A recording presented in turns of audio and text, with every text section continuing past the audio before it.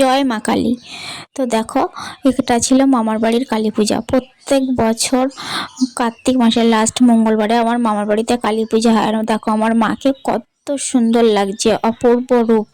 তো চলে গেছিলাম মার কাছে।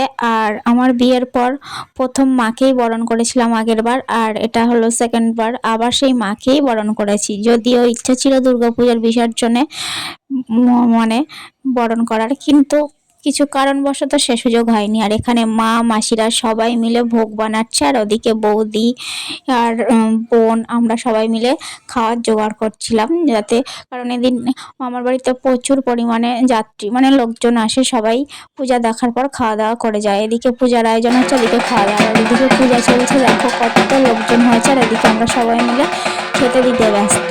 বাড়ির সবাই মিলেই আমরা মিলেমিশে কাজটা করে থাকি, কারণ বাড়ির পূজা তো যত দিন যাচ্ছে আরো অনেক অনেক লোকজন আসার আমরা সারা বছর অপেক্ষা করি এই দিনটার জন্য। দেখো এখানে রেডি হয়ে গেছি আমরা সবাই মিলে পুরো, তারপর সবাই মিলে খাওয়া দাওয়া দিয়ে নিলাম। তো তোমাদের সাথে দেখা হচ্ছে নেক্সট ভিডিওতে। বিসর্জনের কি কি করলাম সেটা তোমাদের সাথে শেয়ার করব।